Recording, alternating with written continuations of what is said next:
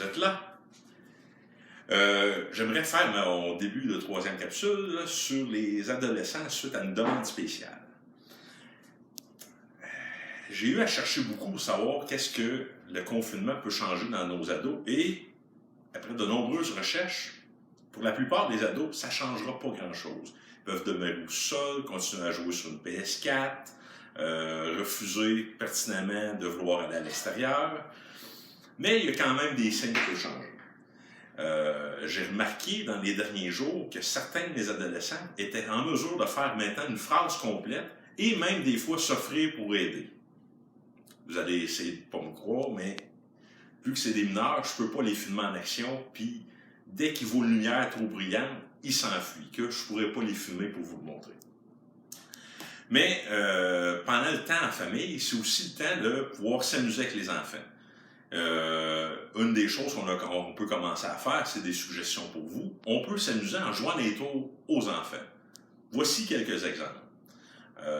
Des fois, en soirée, je m'amuse à changer le code du Wi-Fi. Ça fout le trouble partout dans la maison.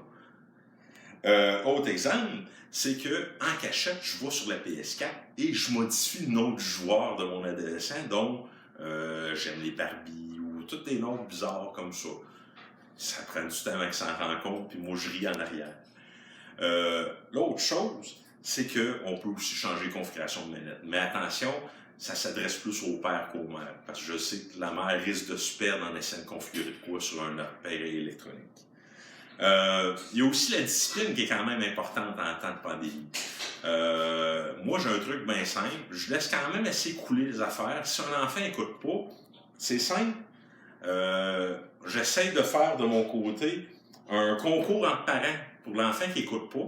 On fait un concours, puis celui qui n'écoute pas, on prend la photo la plus gênante de lui et on la pose sur Facebook en le taguant et en s'assurant que tous ses amis peuvent le voir. Aussi, en utilisant les réseaux sociaux, on peut partir un groupe Messenger avec tous les amis les plus proches de nos enfants et, par mégarde, commencer à parler des troubles urinaires la nuit ou des choses encore plus gênantes. C'est des idées. Désolé. Aussi, j'aimerais en profiter pour finir. J'aimerais ça être plus sérieux puis m'adresser directement aux adolescents qui peuvent écouter la vidéo. J'aimerais vous adresser un message très important en temps de pandémie.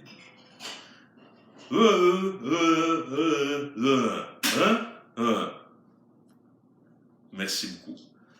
À la prochaine.